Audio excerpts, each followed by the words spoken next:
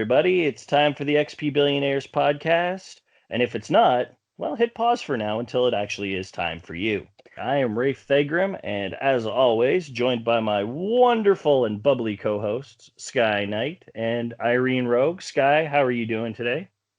Bubbly? You're the ironic bubbly. Ironic bubbly. I'm fine.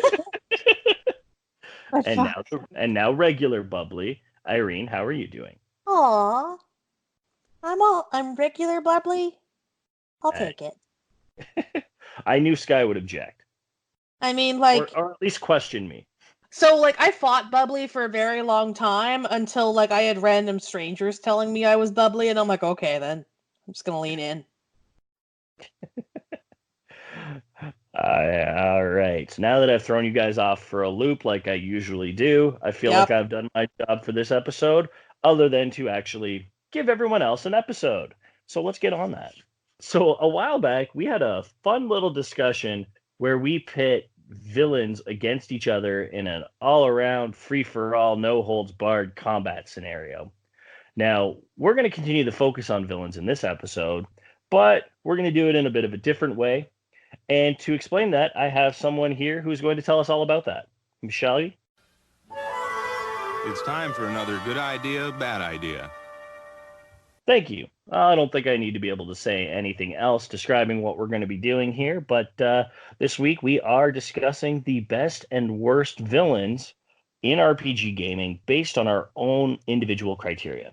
So whether it's related to how they're implemented into the game, or whether or not they were just good or bad at being villains. The sky's the limit here, so I wanted to give everyone a little bit of creative freeform.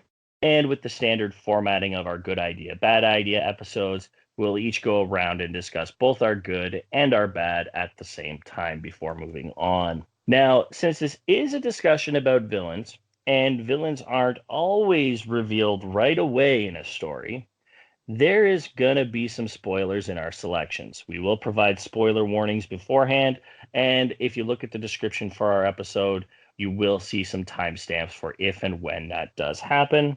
So this is just your first heads up so you guys know what to expect. And that being said, let's get to it. And Sky has drawn the short straw. You're going to give us your first good idea and bad idea for villains. So, my good idea for a villain is, and a lot of people are going to find this hard to believe, the main playable protagonist of a game. I am not going to reveal the games I know of that do this, but I can think of more than one. It's very hard to do. It requires very good writers, because most games put you so centrally in the role of the goody two-shoes protagonist. But being betrayed by the protagonist for a time is an awesome way to get yourself a villain you don't expect. I can think of one case where the protagonist turns out to be the final boss, which is a bit of a shock to the system, and another where it's a mid-game betrayal where I literally cussed out the main protagonist because I 100% didn't see it coming. I know both the games you're talking about, and I think the mid-game one probably hurt you the most. The one that was the final boss, that was intriguing, but yeah, no, that didn't sting nearly as bad. That was just a real good surprise. Yeah, and like I said, there's not a lot of games that can do it, or even have the room and the formula to do it. But when it's been done, it's quite a shock to the system, and I think it's a really interesting thing to put into your story.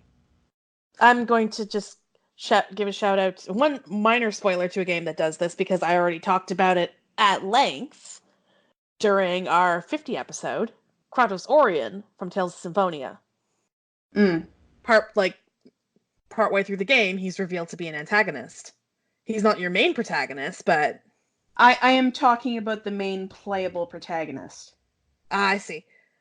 Yeah, no, there's plenty of cases where a party member will betray you. No. This is the character that you play.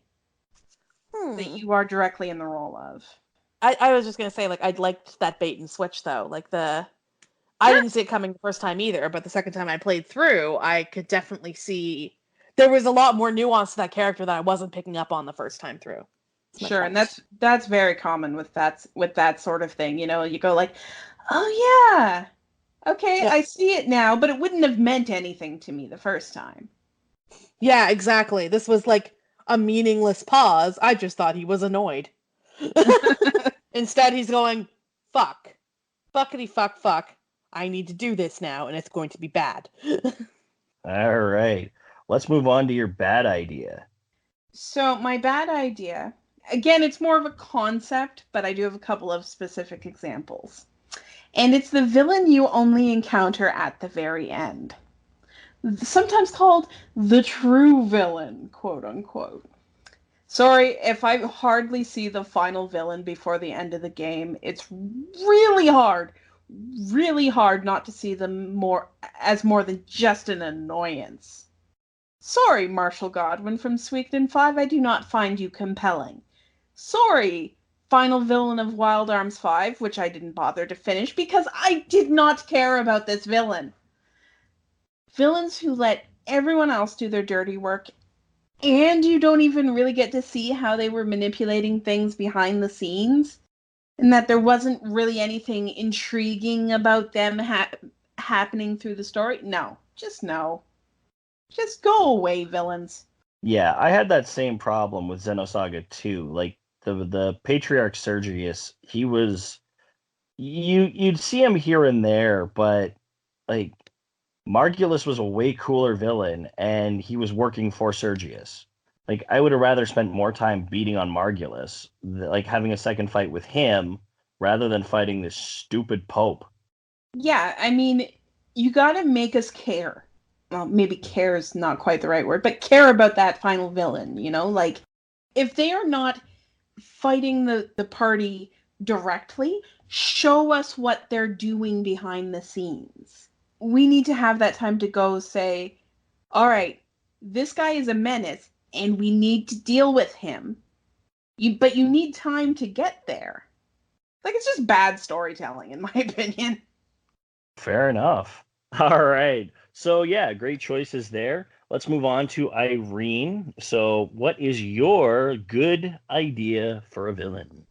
I'm actually going to push back on Sky a little bit there with the villain you only encounter at the end. And mainly from the perspective of not necessarily the villain it's that you encounter at the end is the one that you are necessarily thinking is the good villain. It's the villain that came before. And I actually really enjoyed this sort of like bait and switch when I played through Final Fantasy IX.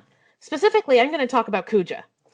So the reason that I think this can be really compelling is that if you do it right, then you have what I call the villain that you actually understand by the end of it, and the decoy villain, or a decoy villain almost. So, okay, I'm just gonna cut in here. I would not consider Kuja an example of a villain you only encounter at the end. no, but Garland is. Oh, I'm saying that this dynamic can be done successfully. It requires a lot of care with the narrative in order to make it work. And not a lot of games want to put in the effort. So, like, if they're just balls to the wall, evil and crazy for no reason, like, they don't make a particularly good villain. A villain who strives for power's sake, can be done well. But I find more often than not that approach kind of falls apart towards the end of the story because, like, woohoo ha ha ha, I'll just get more power and be powerful. Like, I really don't care about this villain's motivations. And what I like is when you find a villain whose motivations are grounded in reality. So, a few spoilers coming from Final Fantasy IX. I won't get too heavy on the details, but it's not at the very end of the game either. It's, I'd say, about like 2/3 of the way through, where you start to uncover Zidane's origins as well as Kuja's. You find out that Kuja is sort of like a prototype synthetic being who grew up in a world where nobody had a soul but him. And even then, it's like a shitty knockoff soul. And he discovers he's going to be binned, like discarded and likely killed by his creator, Garland. So his reaction is then to basically spend a titanic amount of effort not only fucking up all of Garland's plans, but making himself capable of taking him on and taking him out as revenge, essentially, for trying to kill him. And his methods are questionable at best. In fact, I would venture to say that he literally was like, for a long time, he looked like that cartoon villain with the sort of, power for power's sake. It's not until you realize that he's pulling all this power together so that he can beat Garland that he becomes more compelling, where his narrative is suddenly more tragic, in that Garland was incapable of caring about him, and Kuja, with a soul, desperately needed someone to care about him. And, of course, he wasn't going to get that. He was no more irreplaceable than, like, the average object to Garland. And for the other soulless beings in that world, that might not matter. But for him, it was, a big fucking deal. And I really liked that dynamic, because when you actually get to meet Garland and see what Kuja has been struggling against this whole time, it sort of puts a lot of his actions into an interesting perspective. There's like this strong feeling of like, what if things had been different, we could have been on the same side. Because I agree, Garland is the bigger piece of shit. He's the one who basically made Kuja what he is. And he could have very well been a protagonist in his own narrative, but of course, growing up with no emotional socialization means that would have never happened. He didn't have a chance. And he was doomed to make the choices he made, and despite being, stupid, powerful, and brilliant, I always felt a little bad that there was no option to sort of figure out a way where we could team up and, like, take him out together, and to have a happier ending for this character, who had no choice in his life as to who he was and what his ultimate destiny was going to be. And when he fought against it, he didn't know how to do that in a way that was, healthy, like Zidane did. Zidane was raised in a world with people who were emotionally supportive, and as a world more similar to you and I in terms of, like, those emotional connections. So he wasn't fundamentally playing with, half the pieces, so as it were. And I liked that about that whole narrative. Not necessarily that Garland was made a better villain for it. Garland wasn't the one I was focusing on. It was Kuja, this character that suddenly his motivations make a whole lot more sense. And with that on the table, I've always found him extremely compelling from that perspective. Because at the end of the day, his motives were very understandable. Well, and you got to think about how, in terms of the storytelling, how an absentee villain can be used very well in terms of how they have impacted certain people. Like, you could have someone not show up in a story at all, but they've influenced the lives of person, X, Y, and Z. And suddenly they're this huge presence, despite not being there at all. Exactly. That's what I meant by, like, Garland wasn't necessarily this, like, big villain that I was expected to be super emotionally invested in his destruction. They wrote it from the perspective of, I am supposed to be emotionally invested in what he did to Kuja. like that, I think, was the right place to put the emphasis. It's like, you created this monster that then I had to deal with, and now I feel bad because I thought he was a monster. Like, by creating this sort of emotional investment with this villain, with Kuja, I found that they did a much more successful job at making Garland, like, not, like, annoying and, like, behind the scenes and, like, not really doing anything or making everybody else do his own dirty work. It was like, okay, well, if you hadn't been there, none of this would have happened, and you've utterly destroyed this person who is not at his court. He could have had a chance, and you didn't give him one, and it's tragic in that way, That's fair. I mean, like, if the emotional investment is there in some way, even if it's not even directly on that final villain itself, so long as there's something there to make it work, then all's good. Yeah, like there's still skin in the game, I found. Like you are still emotionally invested, but only because you were previously invested in this other villain that now you are like, you are just sad and need hugs. And I am sorry that you didn't get the hugs. And I really wish things had been different. But like, I can totally understand also the point of like, there are games where they try to do this and they just don't earn it. Exactly. There are games that attempt this and don't earn it. I will say Final Fantasy IX managed to earn it.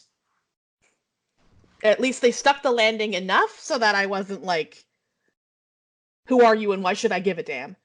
Yeah, that's just it. That's exactly that attitude I was trying to hit on. It's just like, why give me a reason to care? That was like my playthrough of Final Fantasy 13 when like the Pope was like, "'Tis I, the big bad," and everyone was like, "Oh my god, this fundamentally shifts our entire understanding of the world." And I was like, "Who the fuck is he?" I literally screamed, "Who the fuck are you and why should I care?" at my TV. I was so mad. Because they had not explained anything. I had to go digging, like, the next time I played through, I read through all the data logs, and I was like, oh, this is actually a good story. I really wish it was in the game. All right. On that note, let's move on to your bad villain. What do you got? This might actually fall into this a little bit as well. Poorly explained villains. I meant to talk about the Dark Souls series, but apparently I'm going to talk about Final Fantasy 13 a little bit as well. The reason I want to talk about Dark Souls is I will not begrudge them excellent boss design and like visually stunning and complex characters that are just these awesome presences on the battlefield. But they don't explain a lot of the lore. So I'm like, cool, this fight was awesome. I don't know why I should care. Other than, like, the fight was hard, and now it's over, and I did the hard thing. So, give you an example. In Bloodborne, there's this sequence very early on in the game where Vicar Amelia, the boss that you're about to fight, turns from this little tiny woman into a giant, like, wolf-like creature with giant fucking claws. That fight's fucking amazing. She's cool as shit. It's actually supposed to be sad, and I'm supposed to feel bad that this happened to her. But I don't know why. Because I would have to spend hours poring through Bloodborne wikis to understand this. If you want me to be emotionally invested in your villain, you have to put the rationale in the game, games. I can't be emotionally invested in the leader of the society in Final Fantasy 13 being like this big godlike creature, and even though he rails against them all this time, if I don't recognize him when he shows up. I had no fucking clue who he was. And I didn't know why it was significant that he was one of these beings. It was the equivalent of, like, the president of a country being like, I am an alien from outer space. And I'm like, I didn't even know you were the president. Yeah, it's like, just, okay, back up one step. Who the fuck are you? Exactly. Who are you? And why should I care? And, like, it was worse in Final Fantasy 13, because up until that point, I had been walking down a hallway for 40 hours with, like, excellent character development in a vacuum. I didn't understand what was happening at all the first time I played through this game, because I didn't bother to actually pour through the data logs. Had I done so, I would have understood. Don't do that. Don't do that. If you want to have, like, this big reveal of, like, a character be like, "'Tis I, the big bad." Don't make your world so completely impenetrable that when they do show up, if I haven't done the supplemental readings, like the optional readings, I will not know. Don't make this a university class, okay? I'm playing video games, not taking an English lit class. Just so you know, Irene would gladly take an English lit class. No, look, I love to read. I love English lit classes. But I also like to play video games, and I do like those things to be somewhat separate. Yeah. I don't play video games to, like, contemplate over the use of storm imagery in a scene where a relationship begins. That is a real fucking example from my undergrad that I remember so starkly because I thought the book was horrible. What was the book? I have to know now. Brideshead Revisited. Okay. And, like, it was tragic because the book was ultimately about how, like, there's a character in there who is coded queer. He's coded gay. And at the end of the book, he's just, like, drunk himself into a corner. Because, like, he can't be who he wants to be. Which is horribly tragic. He's not even the main protagonist, though. The interesting part of the story is happening off screen. Of course it is. Anyway, before this devolves into English lit corner, I'm gonna let Rafe have his turn. All right. I decided to be a little bit more specific in my choices, which means here comes the hardcore spoiler warning coming right about now. Before I name names, I will tell you, in case you decide you want to listen or not, the game I am talking about for my good villain comes from Persona 3. I've paused enough. It is time for the spoiler. My choice is Shuji Ikutsuki. This is similar to that. It took me a minute to actually remember who that was. Exactly. Yeah. So, and that's the thing. This is part of why he's such a perfect villain. So first off, he's a midway betrayal, similarly to what Sky was talking about earlier. However, it's not the main protagonist. Now, this is one of the most masterful betrayals I've seen in a long time. Like, this guy was your mentor. He taught everyone how to wield their personas, how to fight shadows, how to move around in Tartarus. And after all of that, he's also teaching you how that you need to take care of the shadows that are showing up on the full moon. And after you beat the last one, he inevitably reveals himself as this mastermind that says that, okay, you've done exactly what I wanted you to do. Thanks for helping. Oh, I forgot to tell you that by actually doing what you're doing, you're only making things worse and are about to bring about the end of the world. Congratulations. You did everything I wanted to do because I am a nut job. Basically, to paraphrase a great man from television, he played you like Hans Bruheim plays the flute. Captain Holt. Absolutely. Nice. Now, this is what makes it such a really good villain, because he's also one of the most unsuspecting people in your group to be a villain. He hides himself with this nurturing personality and some really terrible dad jokes. Like, if you suspected him, you probably don't trust anyone in your life, including yourself.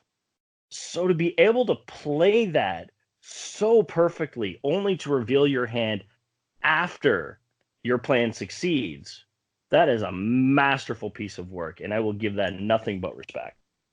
His plan did succeed, but then he also tried to, like, execute all of you. Well, yeah, that didn't go well, but but he didn't give a shit either as to how badly or well that was gonna go. You also have to keep in mind he knew he was going to die eventually anyway, because he was bringing about the end of the world. Yeah, that's the thing. He had checked out and he had stopped giving a shit. So, like, anything that he managed to accomplish afterwards was just gravy, and you could tell. Like, he went from, like, kindly dad joke guy to full-blown, like, I don't even know how to describe him. I just go with nut job. It works. Like, yeah, but still. Yeah. He was like, everything else beyond this point is gravy, therefore I am just going to say fuck it and do the craziest thing I can think of. Yeah. So that's my good villain. I mauled hard to think of somebody who was just really good at it, and that's what I came up with. And that, yeah, every time I think about it, it blows my mind.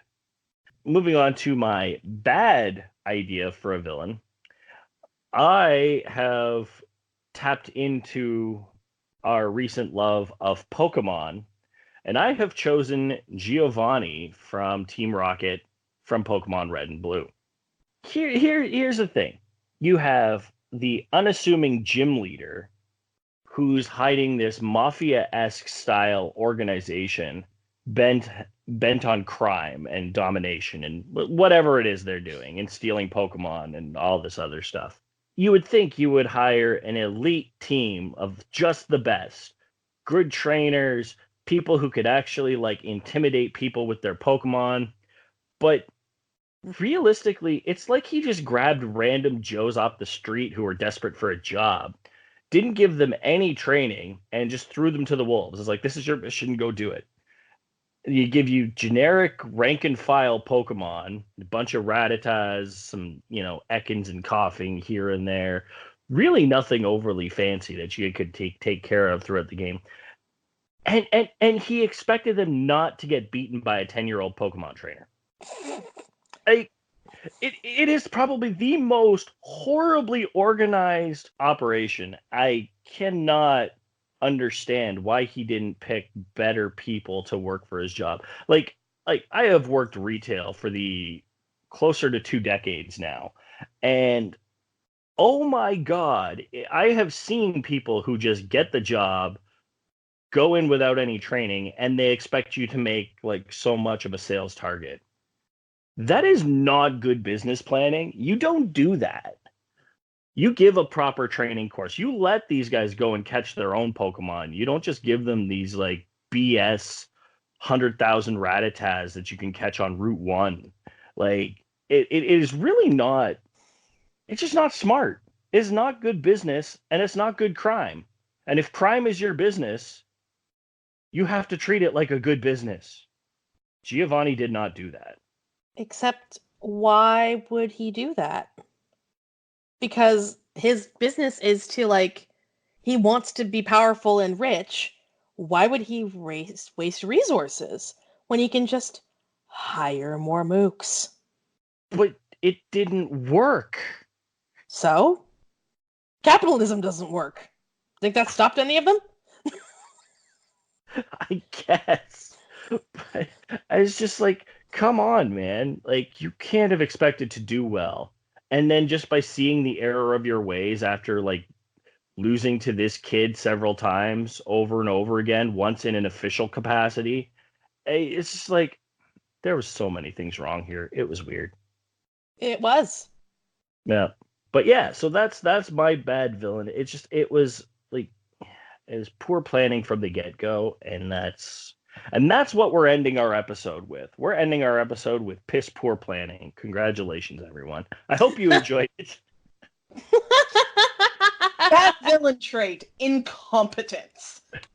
I mean, yeah. Yeah. Let's not kid ourselves. A bad villain trait is being incompetent. And, not just incompetent. Team Rocket is blisteringly incompetent. Even in the anime, Jesse and James are so fucking stupid. And they're still at it, and likely still going to be at it for decades to come. I mean, I appreciate their tenacity. I do. I really do. Yeah. But, Jesus, guys. Yep. But anyway, yeah, so we're going to wrap it here. Awesome choices all around. But, as always, you guys may have some choices we haven't thought about yet. So I'd love to hear about them from you. So please feel free to drop us a line through any of our social media. You could reach me on Twitter at BillionairesXP. You can find me on Instagram at Ray Fegram, or while I'm streaming Wednesday nights, you can chat about really anything if you want to just bring up some topics. Also, Ray Fegram, and yeah, come check us out Wednesday night, 7 p.m. Sky, where can everyone find you? I'm at SkyKnightXP on Twitter and Twitch. I'm at skyknight.xp on Instagram. And you can find me on Twitch on Tuesday nights 7 p.m. Eastern. All right. And Irene, where can everyone find you? You can find me at irogue_XP on Twitter and Twitch. I stream on Thursdays at 7 p.m. Eastern. So come check us out. Also, if you're interested in helping Melon continue to surpass me on Twitter, you can find her account at XPMellionaire at Twitter, where I post pictures of her. She is very cute. She has more followers than me. Yeah, it was bound to happen. I mean, she has the cat advantage. Yeah. All right. And for updates, new posts, written work, and transcripts, definitely go check out xpbillionaires.wordpress.com. You'll find everything else there. And check out our transcriber, Hannah Bard, at xp_hobo on Twitter. And don't forget to check out our monthly newsletters, which we release on our Coffee page. It's coffee.com/xpbillionaires. If you like what you're doing while you're there, please donate a coffee if you want. If not, just share everything that we're doing to your friends and family. We'd love to get more outreach there. So please do so. Maybe share with your friends and family. Share everything we're doing to your friends and family. Anyway. All right. Well, on that note, remember, whether you love them, whether you hate them, without villains and bosses, you wouldn't be able to keep gaming. So we'll see you next week. Bye. Bye-bye.